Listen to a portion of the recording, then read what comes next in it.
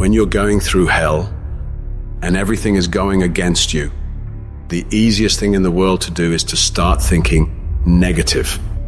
The impulse to dream has been slowly beaten out of me through the experience of life. And that's what causes many of us to give up the experiences and the challenges, the defeats, the disappointments, and the failures of life. It's a natural inclination for us to put ourselves down. See, we are born negative, I think, in a negative consciousness because we live in a negative world. This world will try and beat you down. So you've got to begin to guard your mind against negative programming. Like turn off the television. Don't watch the news. If you look at the news, you cannot feel good looking at the news. It turns your power down. You've got to be conscious of that. Just try this. Just experiment with yourself. But start filtering the stuff you allow to come in your mind.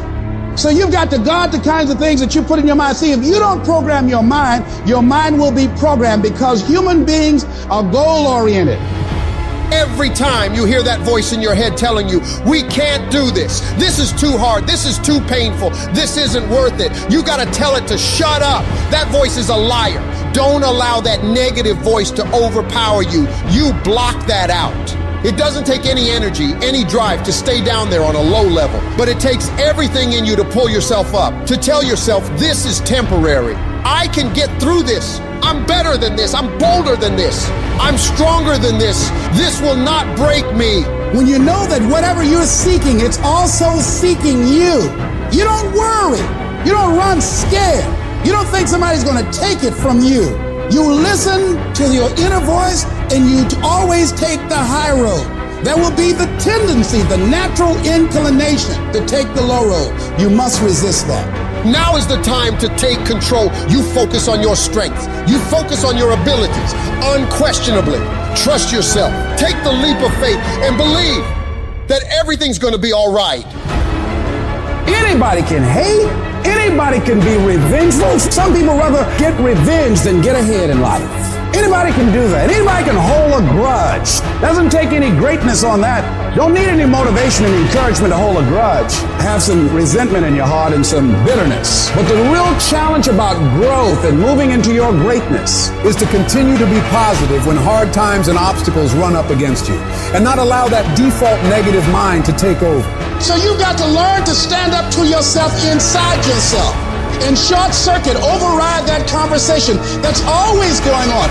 85% of what that conversation will tell you is negative. It's negative. It will tell you you're tired when you really are not tired. It will tell you you can't do it. It will fill you with fear. So you've got to watch that conversation. And when you find it going on, you've got to stand up to it and say, I'm going to do this anyhow.